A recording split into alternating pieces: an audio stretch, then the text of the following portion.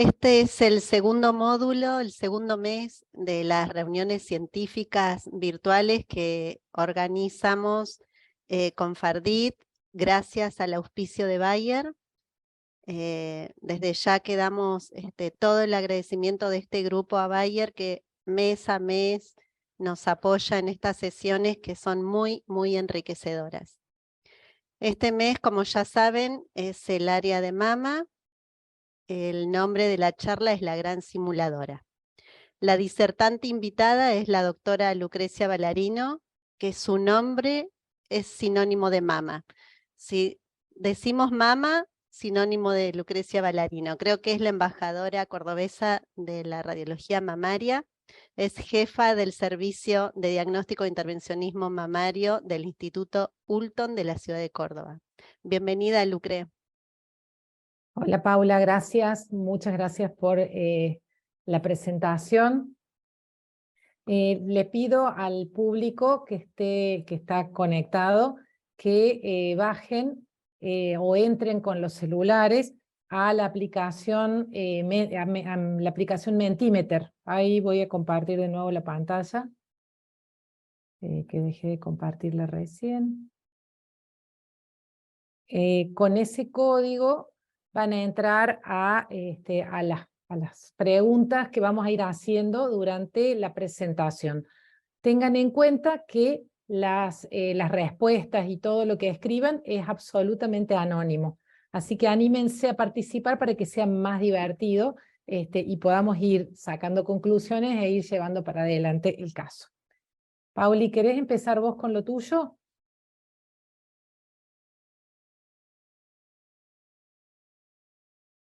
No se escucha, Pauli. Estás muteada. Sí. Vamos a esperar un par de minutos porque sigue conectándose gente. Veo que los participantes se van conectando, pero si querés comparto.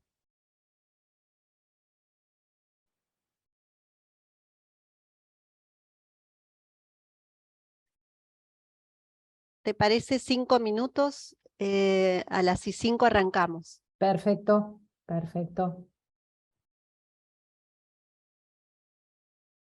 Bueno, para los que ingresaron recientemente, la charla se denomina La Gran Simuladora. Va a disertar la doctora Ballarino. Pero antes les voy a mostrar un casito que tuvimos en pandemia. Solo 2 imágenes. Para que esto nos ayude a hacer un ejercicio y pensar por dentro qué haríamos en esa situación.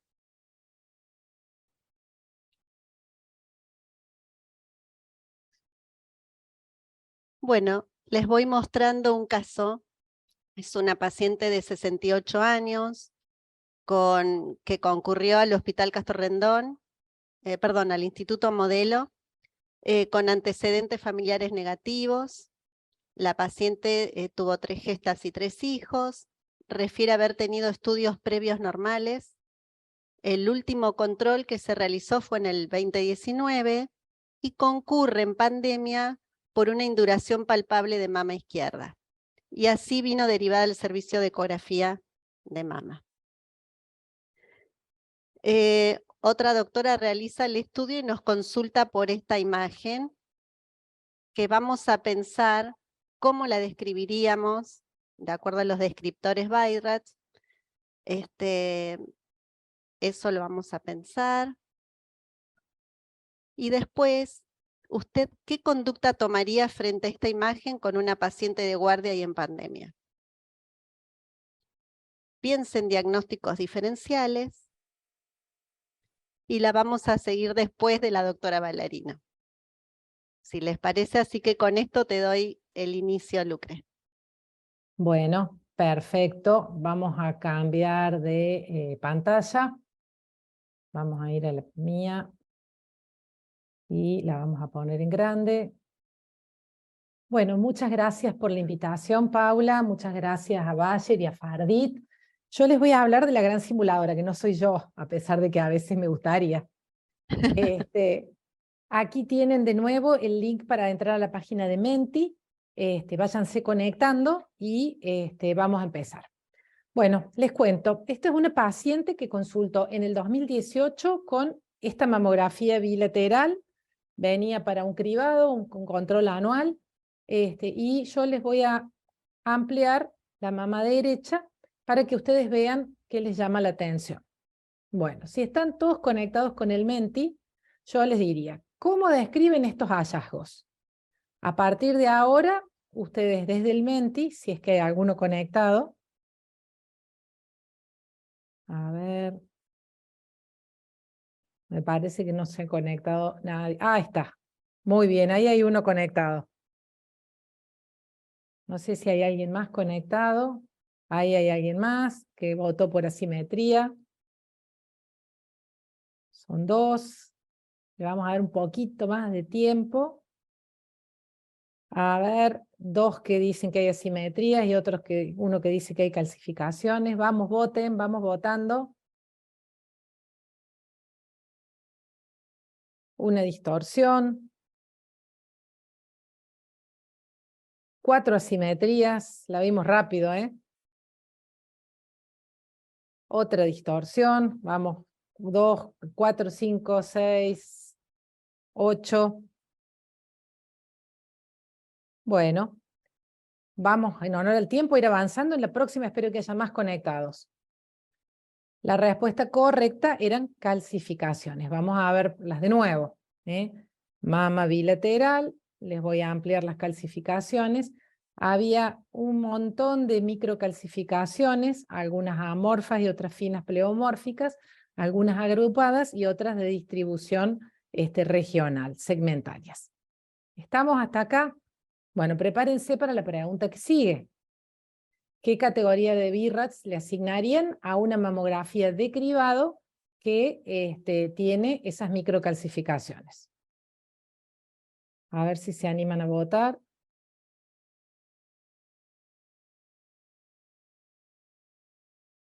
Ya somos más, ¿eh? Ahí vamos 15, 16.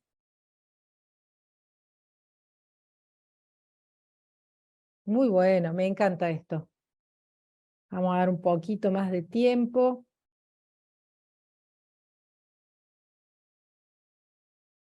Bueno, está peleado entre BIRATS 4 y BIRATS 0 y algún BIRAT 3.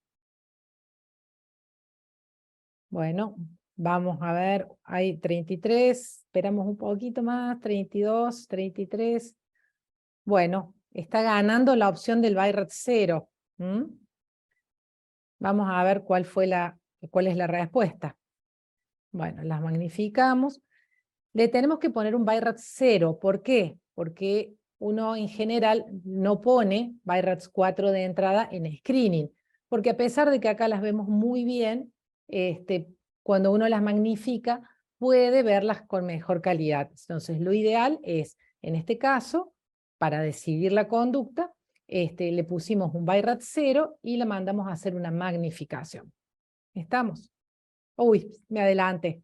Entonces, acá tienen que escribir qué estudio le recomendaría después de ese BIRAT 0. Bueno, ya se los dije, es una trampa, me hice trampa a mí misma, pero practiquen. Acá tienen que escribir qué le recomendaría. Magnificación, tomosíntesis, compresión focal, punción, magnificación. Bueno, la palabra que salga más grande es la que se va a repetir más veces. Ecografía, biopsia, magnificación, punción, bueno. 18, ¿quién más va a votar? 20. Bueno, un poco de trampa acá porque dije qué es lo que había dicho. Bueno, ¿por qué no biopsia de entrada? Porque en realidad lo que teníamos que hacer era la magnificación. Y bueno, después vamos a discutir qué biopsia o qué es lo que vamos a hacer después. Bueno, acá está la magnificación. Fíjense que hay un montón de calcificaciones agrupadas, se ven mejores acá, hay muchas amorfas, hay algunas que son de distribución segmentaria y otras que son agrupadas. ¿Qué categoría y recomendación le darían desde estas tres opciones a esta paciente con esas calcificaciones? Acá tienen que votar cuál es la que creen que es la opción correcta. Vamos que es anónimo.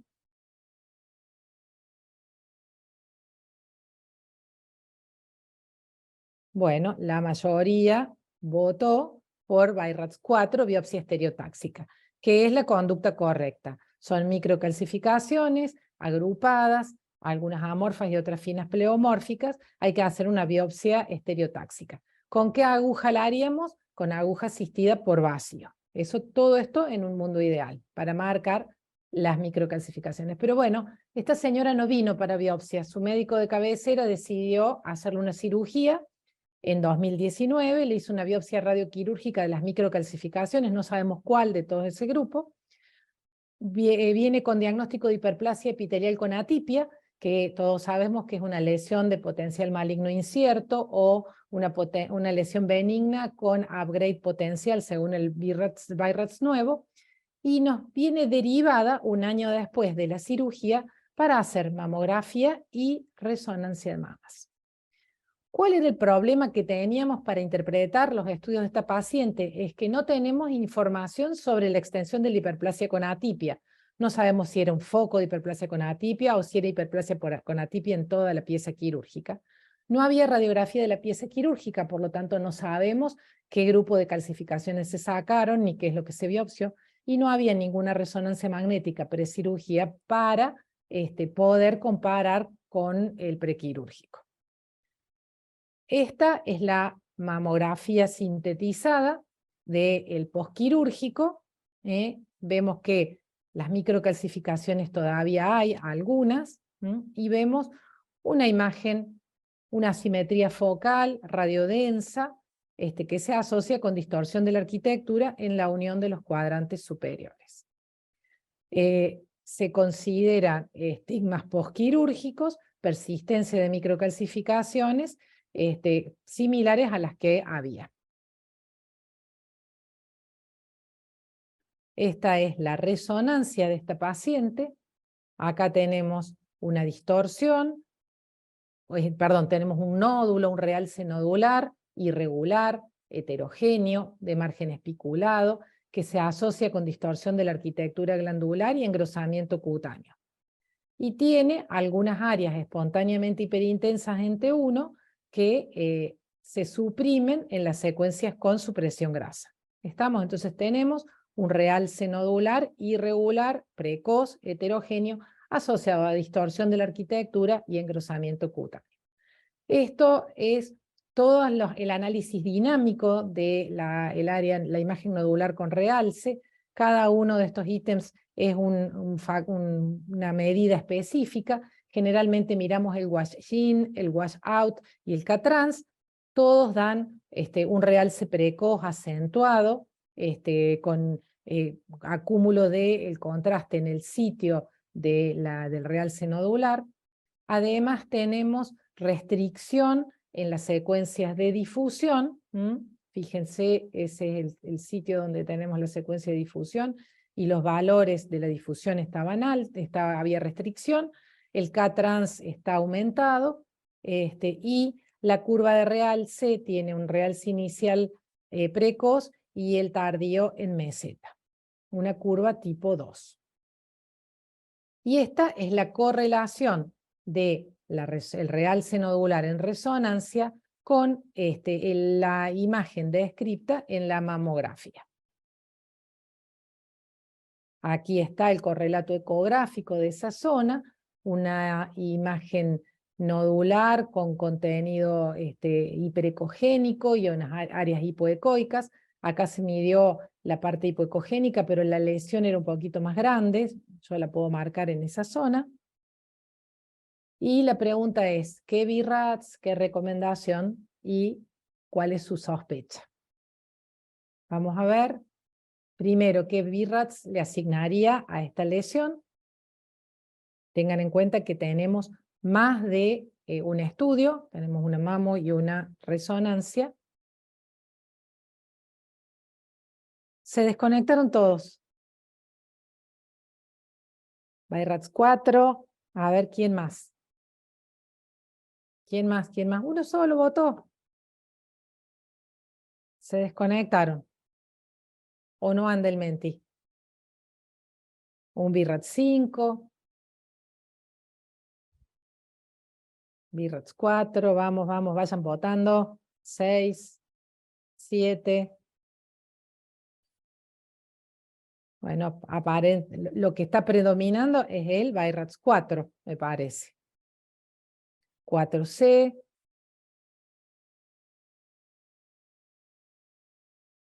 Lástima que no podemos abrir los micrófonos porque así nos escuchamos. Pero bueno, me parece que estamos todos de acuerdo. Es un BIRATS 4. Ahí votaron 18,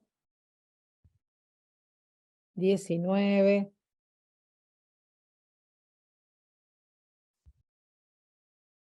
¿Qué recomendaría a continuación si estamos todos de acuerdo que es un BIRATS alto, un 4 o para arriba? ¿Qué le recomendaría a continuación si le pusimos un BIRATS 4? Tienen que escribir.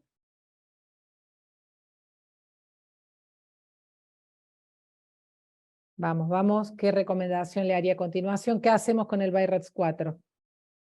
La mamografía ya se la hicimos. Le haría una biopsia core, muy bien, punción, suros.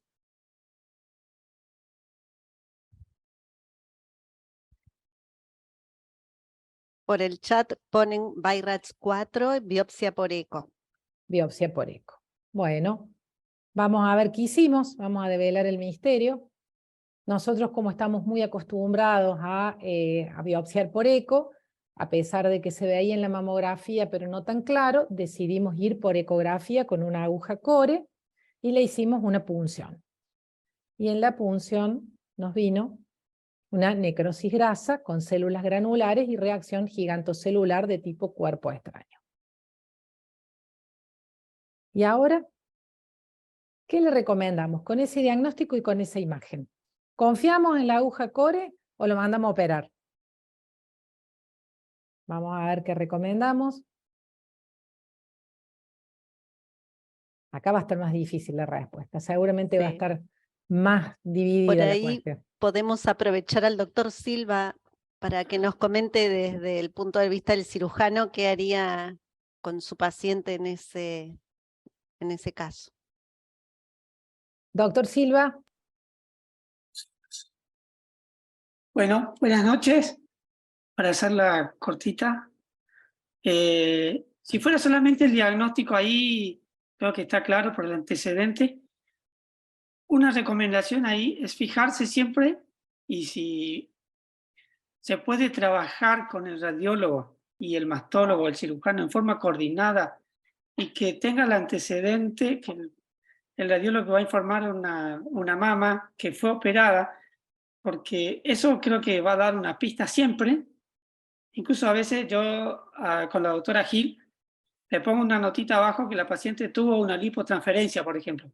Es un dato que puede ayudar un montón, porque muchas veces los pacientes incluso se pueden palpar la necrosis gracias después de una lipotransferencia o después de una cirugía. Y si tuvo un cáncer antes, el primer pensamiento es que la enfermedad volvió o sigue estando.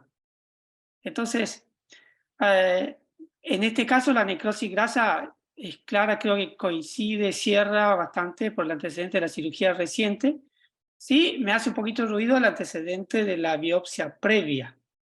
Es el antecedente que usted mencionó. No sé qué antecedentes familiares tiene, otra cosita que pueden por ahí, para hacer la recomendación de si seguimos esa imagen, pero creo que no le haría mucha más cosa más que ajustar un poquito la manera de seguimiento de esa paciente. Bueno, el mentímetro está bien discutido. Hay quienes lo mandan a operar de nuevo, hacer una biopsia radioquirúrgica, que sería marcar esta lesión que vimos en la mamografía, hacer una mastectomía por una necrosis grasa, y ecografía en 6 meses.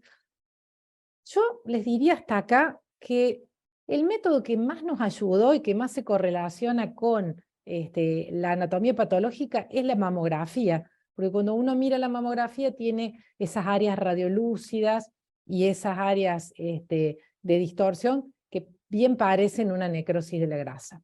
Por lo tanto, nosotros teníamos una muy buena correlación con la histología, teníamos una correlación con la resonancia y con la mamo, y decidimos recomendar control anual. La paciente volvió al año, y esta es la ecografía de la zona donde hicimos la biopsia y donde estaba esa masa o esa imagen nodular heterogénea que habíamos visto en la eco previa. Esta es la mamografía nueva, en la cual las calcificaciones estaban estables y la imagen que parecía un nódulo en la anterior permanecía estable, con calcificaciones iguales. Había agregado algunas calcificaciones alrededor del sitio de la cirugía. Acá la vemos, esta es la del control. Vemos con las microcalcificaciones estables y las macrocalcificaciones que se agregaron.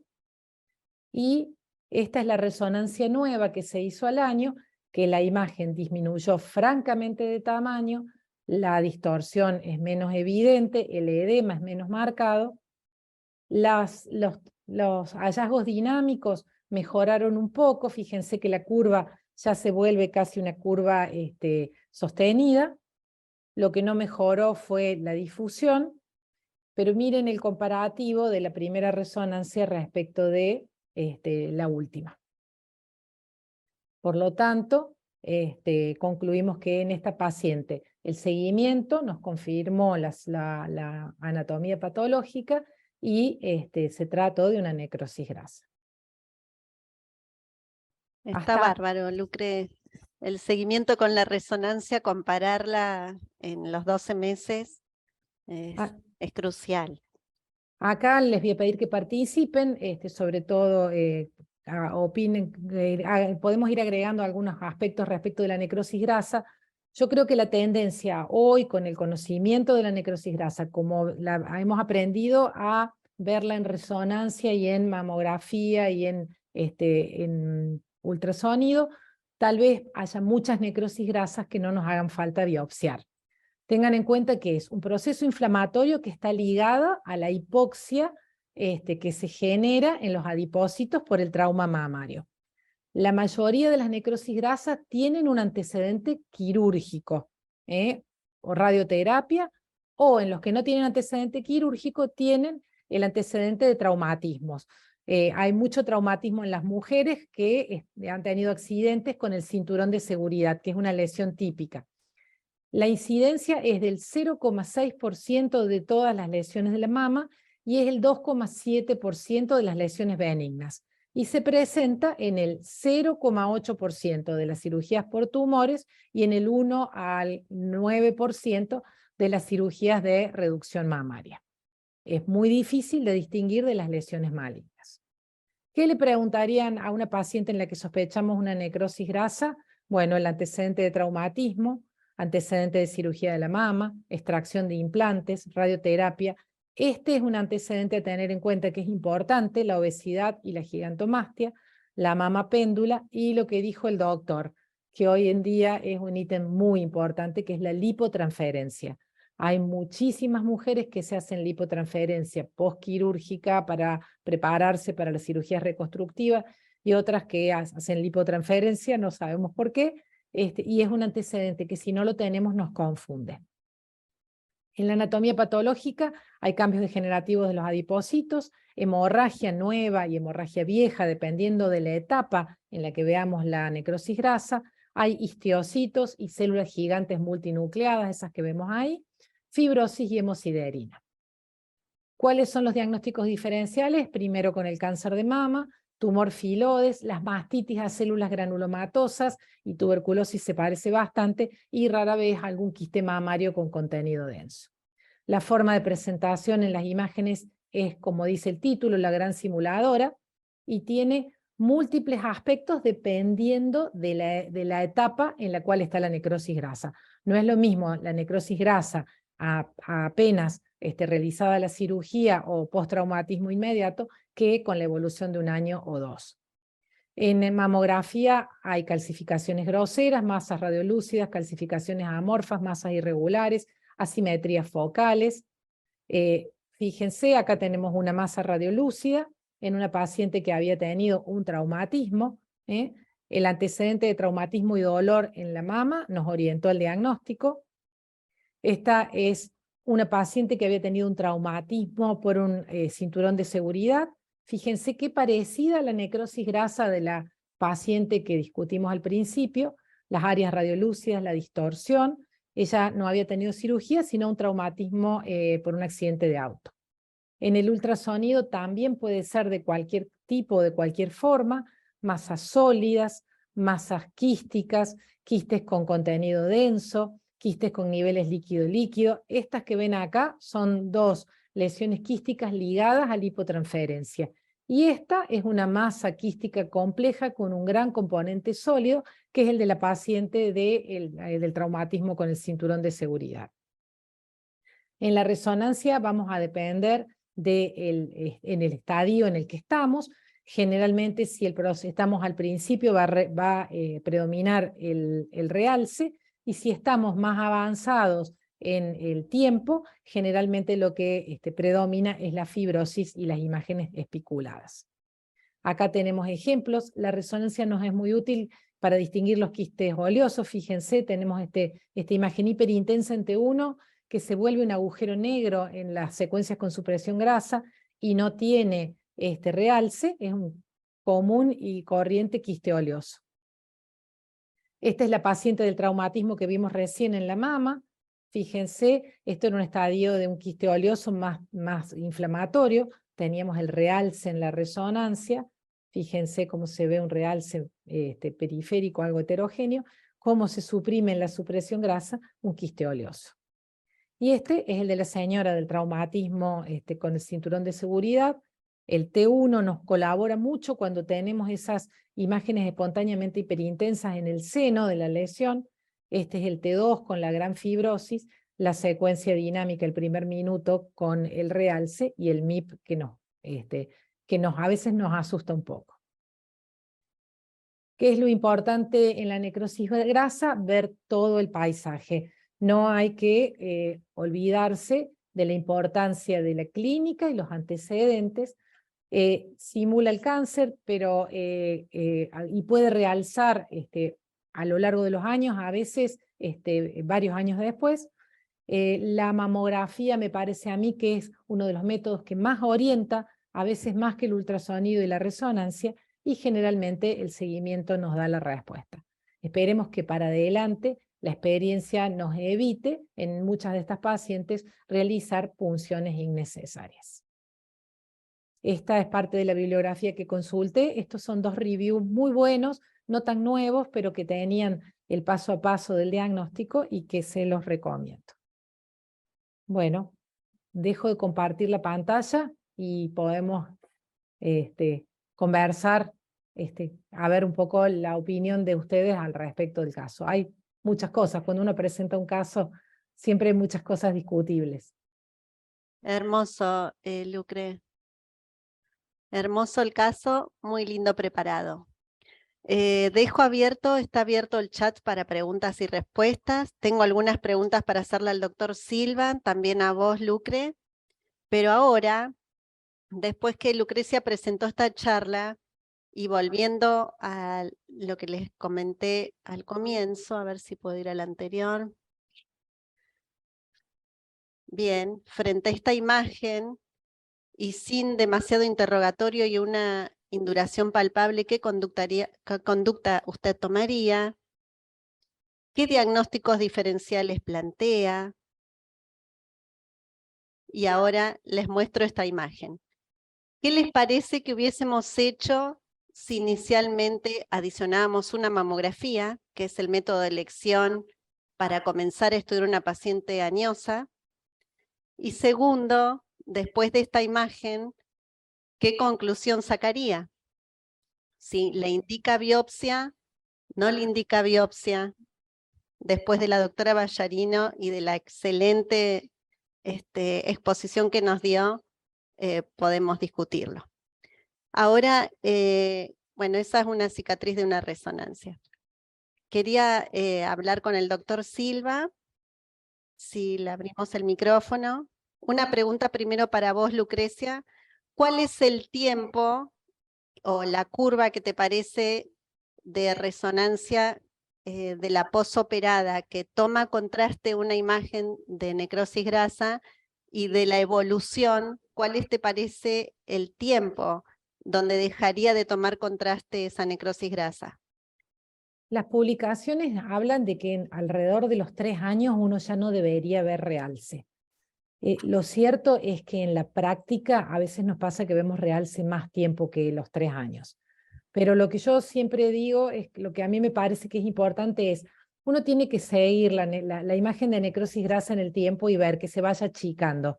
Y si de repente crece es porque hay otra cosa por debajo que apareció nueva. Entonces me parece que lo más importante es el seguimiento en el tiempo con las imágenes, si la mamografía cambió y si la resonancia se modificó. Si Perfecto. permanece en el tiempo esa lesión chiquitita que realzó y está igual, a veces pueden realzar hasta más allá de los 3 años. Perfecto. Ahora el doctor Silva, ¿cómo se maneja usted, doctor, frente a una lesión de necrosis grasa? Bueno, felicitar a la doctora por su presentación y fue aclarando mucho el tema. Quería por ahí sumarle, recalcar algunas cosas que fue mencionando. Es muy útil, obviamente, tener el antecedente de si la señora tuvo un trauma como el del cinturón o tuvo alguna cirugía en la mama. Cualquier tipo de cirugía de mama, incluso la mastectomía, puede dejarnos secuelas de necrosis grasa. Entonces tenemos que saber eso. Lo otro es comparar con estudios anteriores de la señora. Porque con el tiempo, muchas veces que al principio nos da duda, al comparar con los estudios anteriores, muchas veces al año siguiente se ve la clasificación como englobando la lesión, entonces uno se queda totalmente tranquilo, y si el ecografista nos informa que hay una imagen hipoecoica sin flujo, sin nada, entonces... Y aparte, si a veces puede ser solamente clínico. O sea, la clasificación por ahí que se maneja en la parte quirúrgica es si es clínico o es subclínico. Si es subclínico lo podemos ver solamente en la mamografía y la definición es por lo menos de 1 centímetro. Pero hoy, con el advenimiento de la lipotransferencia, vemos y palpamos muchas veces lesiones muy pequeñas, incluso 3, 4 milímetros, en la piel, incluso en la paciente con mastectomía y reconstruida con implante. Hoy la lipotransferencia casi va en conjunto con un implante, o en la cirugía conservadora. Hoy en día se está utilizando la lipotransferencia en cirugía conservadora en forma inmediata o diferida para corregir defectos, y deja secuela que se puede acentuar con la radioterapia, con la cantidad de grasa que uno coloca de lipotransferencia, con el tiempo. O sea, hay muchas veces que se repiten antes de los 3, 4 meses, eso también es un factor. Si el paciente es obeso, y eso todo nos va a oscurecer un poco, nos va a poner en alerta si estamos en presencia de una liponecrosis o de una recidiva. Y ahí necesitamos trabajar muy de cerca con el radiólogo. Y también el antecedentes de qué tipo de reconstrucción se hizo el paciente. Porque si el paciente hizo una reconstrucción con un colgajo, hoy en día, por ahí no me quiero extender mucho, pero desde el punto de vista quirúrgico, hay un montón de opciones de reconstrucción de mama. Con colgajo pediculado, con colgajo libre. El colgajo libre vino a solucionar muchas cosas que antes veíamos cuando hacíamos reconstrucción con tejido autólogo, por ejemplo, con un TRAM. El TRAM teníamos mucha necrosis grasa bastante alto, incluso se medía en porcentaje del colgajo transferido. Con los colgajos libres eso se mejoró y se redujo incluso muchas veces el tamaño, porque el colgajo libre da mayor irrigación, entonces da menos área de necrosis grasa, pero aún la tiene, porque el colgajo general puede sobrevivir o todo, puede no sobrevivir, entonces uno tiene que buscar otra alternativa. Hoy en día se utiliza la inmunofluorescencia como una herramienta útil para ver la vascularización en los colgajos libres, incluso los colgajos pediculados o los colgajos propeller, que se puede utilizar para la reconstrucción de mama, y uno puede definir el área que va a quedar sin vascularización, y eso puede predecirnos el área a utilizar o que sea viable. Entonces con eso reducimos el porcentaje de necrosis grasa o el área. retomando la clasificación de la necrosis grasa, puede ser subclínica o clínica. Si es clínica, si es menor de 3 centímetros y no molesta al paciente, en general se controla y no se hace nada. Ahora, si afecta una cuestión estética por la localización que tiene, y muchas veces requiere de cirugía. Y otras veces vemos que necesitamos sí o sí la cirugía. Entonces, hoy hay una clasificación de grado 1, 2, 3 y 4. El 4 sería el más severo. ¿Cuándo lo vemos? Cuando muchas veces hacemos cirugía conservadora y hacemos un colgajo para reparación parcial, o la misma mama empieza a encogerse, a retraerse con la radioterapia y necesitamos sí o sí de una cirugía, porque aparte de la cuestión estética genera mucho dolor al paciente. Por suerte eso se ve muy, muy poco frecuente. Nosotros tuvimos 2 casos que requirió de cirugía para aliviar el síntoma dolor al paciente, y de paso se corrigió la cuestión estética. Creo que fui muy largo, pero bueno, no quiero seguir. No, como aprendizaje creo que el interrogatorio de la paciente es fundamental. Fundamentalmente cuando se hacen cirugías estéticas, las pacientes o las mujeres somos muy ocultadoras y a veces no comentan que tuvieron cirugías. También como aprendizaje que el método de elección donde mejor vemos la necrosis grasa es la mamografía. Y otra pregunta quería hacerle al doctor Silva para ver si esto nos ayuda y fundamentalmente a la gente que está empezando en mama, si la paciente fumadora tiene también más riesgo a formar necrosis grasa.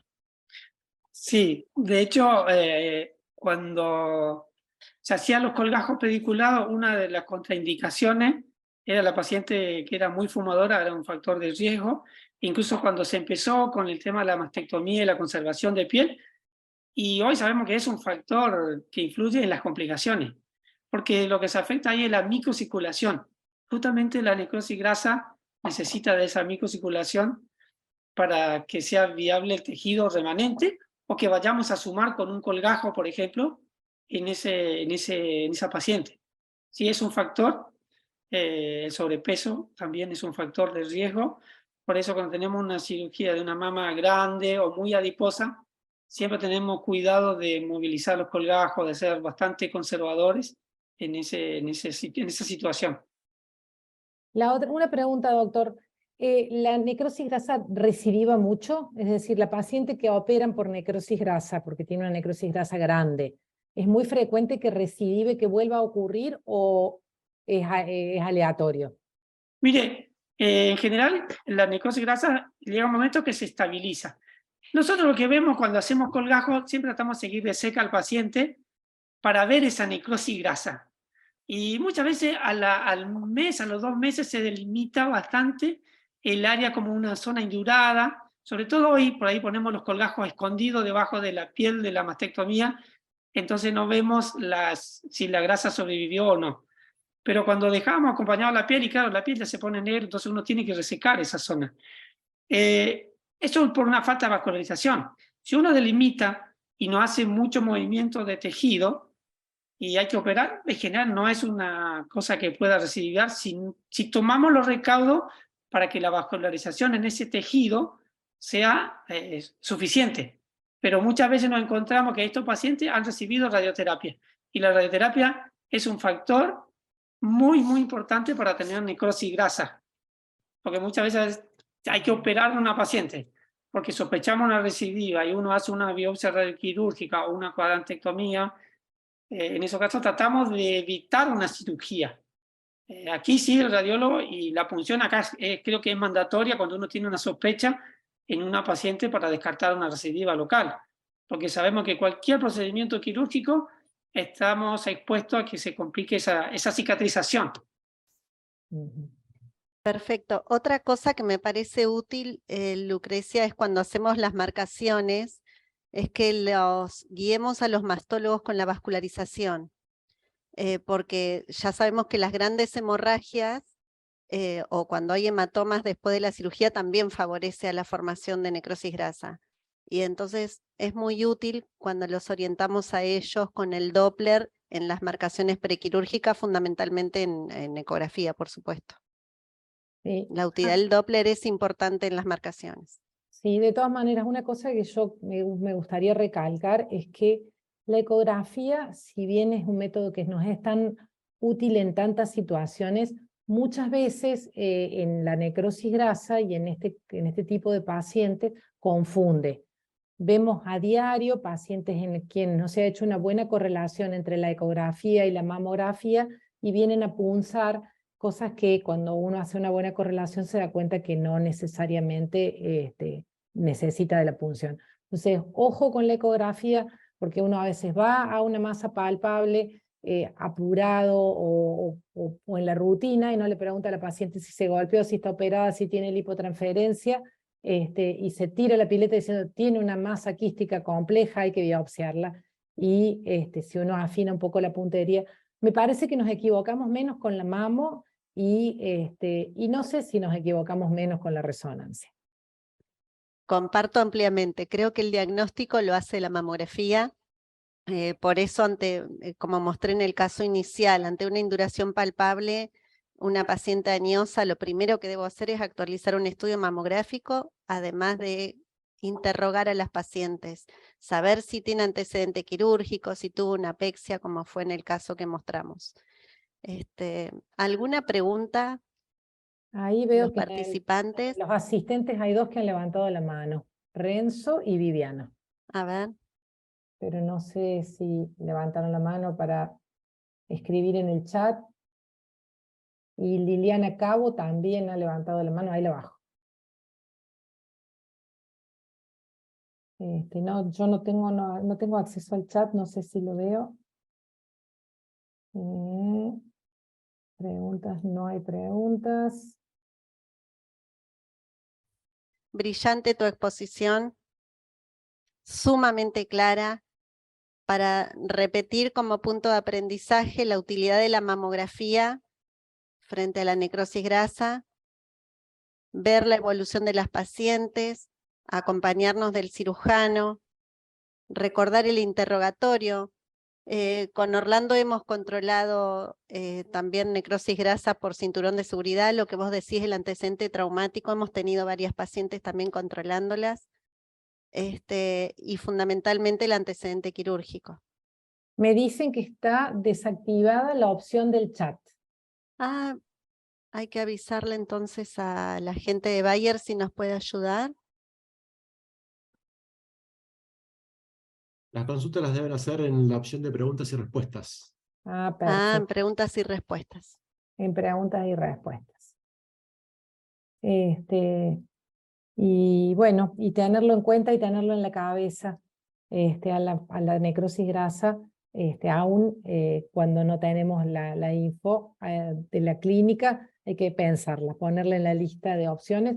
Y lo contrario también, ponerle en la lista cuando uno tiene una imagen que sospecha que es un cáncer, no olvidarse que en algunos casos, a veces en un porcentaje muy chiquitito, podríamos terminar teniendo una necrosis grasa. Acá me comentan que está desactivado preguntas sí. y respuestas. A mí también me acaban de mandar un montón de WhatsApp. Bueno, fíjate si por WhatsApp ahí podemos levantar alguna. Si pueden probar ahora. A ver. Si quieren pueden probar ahora. Ahí va. ¿El seguimiento de la necrosis grasa lo realizan también con resonancia o depende de cada caso en particular? La respuesta mía sería depende de cada caso en particular. Si tengo una mamografía y que va evolucionando bien y una ecografía que me acompaña, que lo hacemos siempre en conjunto, no me parece que sea necesario estrictamente pedir una resonancia. Que es útil en el seguimiento para hacer eso que hicimos hoy, compararlo, pero no tiene una indicación sistemática. Perfecto. Acá Raquel nos comenta que se conectó tarde, si podríamos pasar imágenes del caso. Queda grabado, tengo entendido, Raquel, así que quédate tranquila. Otra pregunta, Lucre, ¿qué tiempo aproximado hay entre el trauma de la mama y la necrosis grasa? Por ahí también Orlando nos puede ayudar.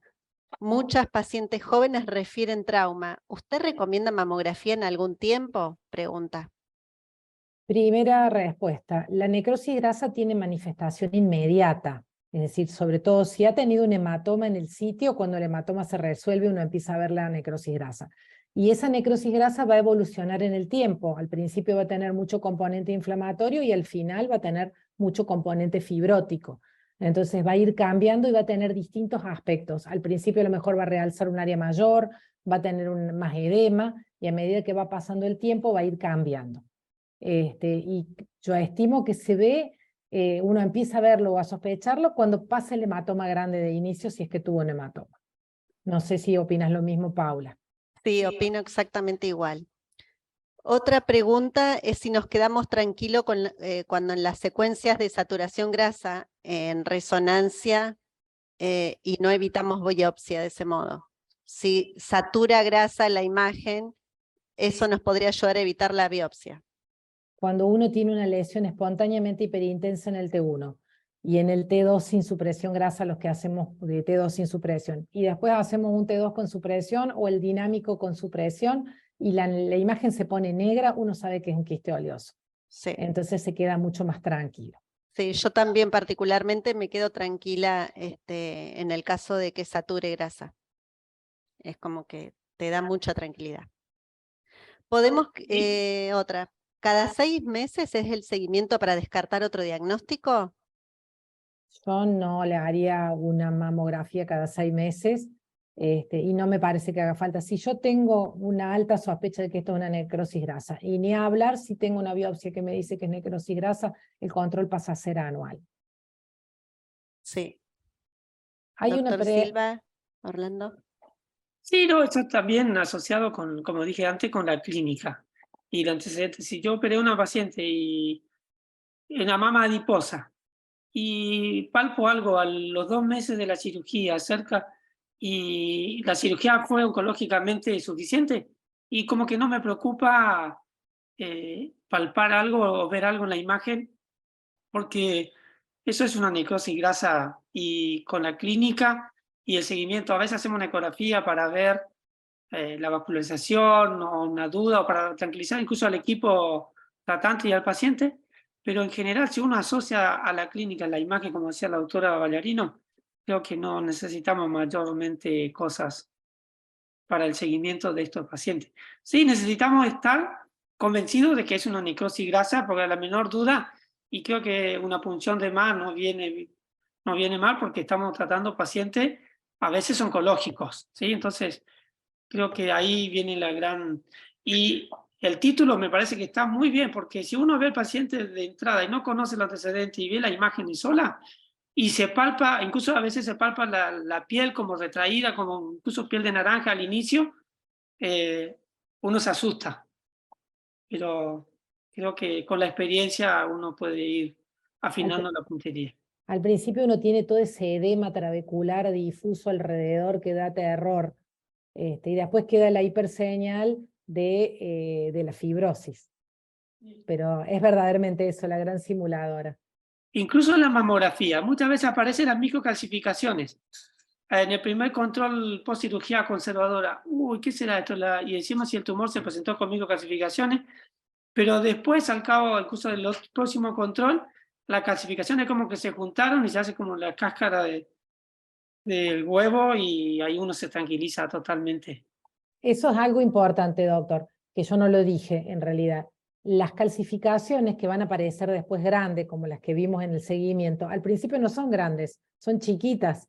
Entonces uno a veces se asusta porque ve calcificaciones, microcalcificaciones amorfas o finas pleomórficas que no estaban y aparecen.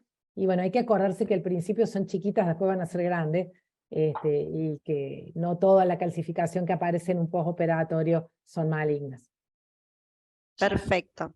Otra pregunta, Rita nos pregunta, para no tener necrosis grasa, ¿sería óptimo tener poco contenido graso en la mama o es indistinto esto para que suceda?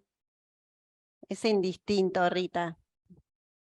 Es indistinto el tipo de parénquima. Me parece que también es muy importante la vascularización que tenga esa mama. Sí, Y la prolijidad del cirujano también. Sí, tal vez ahí la pregunta tenga dos partes, ¿no? Uno, en el seguimiento de una paciente con mamas adiposas es mucho más fácil para todos evaluar esas imágenes. Ahora, si esa paciente va a ir a una cirugía, en general los cirujanos tratamos de evaluar hoy el contenido grasa de esa mama. Porque también eso depende del tipo de cirugía que uno va a efectuar, si es una cirugía conservadora o una mastectomía, o uno tiene táctica y opciones de tratamiento quirúrgico en esa paciente, y tratamos de disminuir al máximo la necrosis grasa, tomando mucho recaudo. Uno es las incisiones, otro tratar de preservar la vascularización, y aquí voy a introducir algo que hoy los cirujanos tenemos que incorporar, sí o sí, aunque no nos guste, porque facilita y nos da mejor resultado y más seguridad y a veces más rapidez en la ejecución de la cirugía. Hoy un ecógrafo existe en todos los quirófanos. Lo usa el anestesiólogo, lo usan todos, y nosotros también tenemos que incorporar, incluso para hacer nuestra biopsia radioquirúrgica, porque la marcación y facilita, y las resecciones son mucho más directas, más pequeñas y más segura la cirugía de las lesiones no palpables.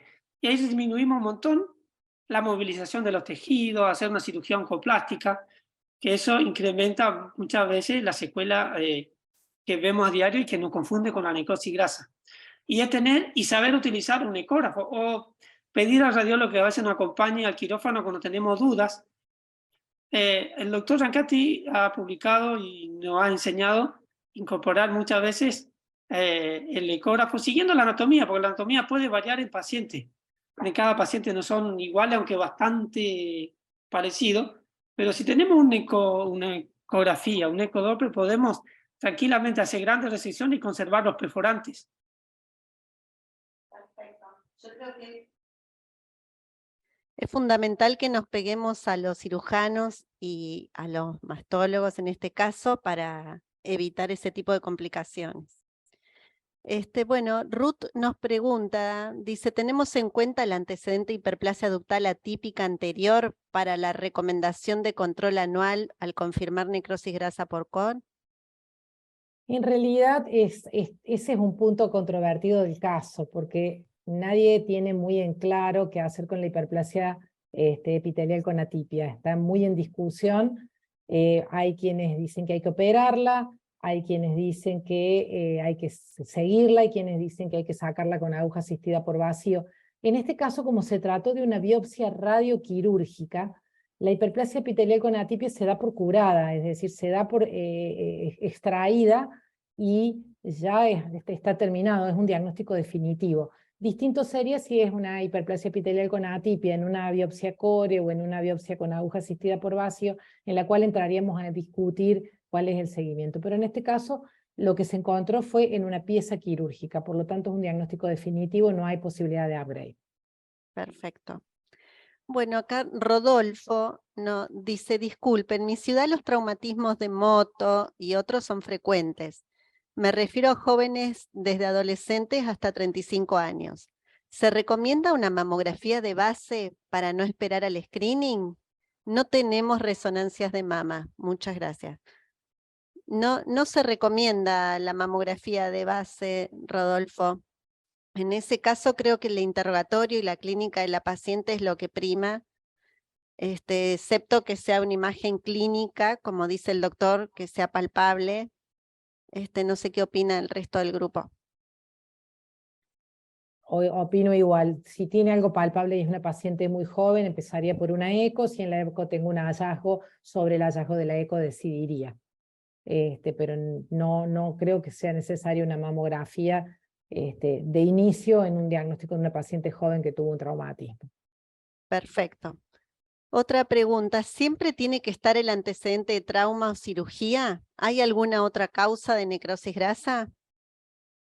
Está descrito en las mamas grandes, sin necesidad de trauma. Y hay gente que tiene un antecedente de trauma pero que no se acuerda, porque a veces en las mamas muy grandes o en las pacientes añosas, el antecedente del traumatismo no lo tienen claro, se golpearon con el picaporte de la puerta, O no lo recuerda muchas o no veces. lo recuerda. Así que hay veces que no está el antecedente, pero uno Sí.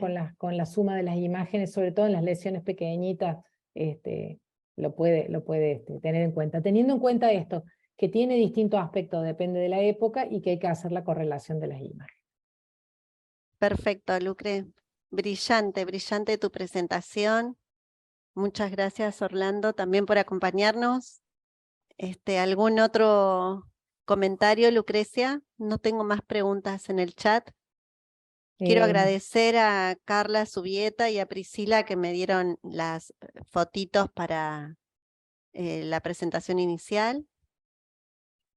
No, yo no querría agregar nada más que agradecerles la invitación. Es un placer estar acá. Es fantástico compartir esto con vos, Paula, que ya parecemos los Pimpinela, porque Sí. estamos en muchos lugares juntas. Sí, A Orlando ya casi que lo conozco, de tantos sí, webinars compartidos. Así Sí, que, sí. y a Bayer por acompañarnos en este espacio, y a Fardit, que tanto hace por la radiología argentina. Así que bueno, espero que les haya sido útil. muy útil, muy enriquecedor el caso.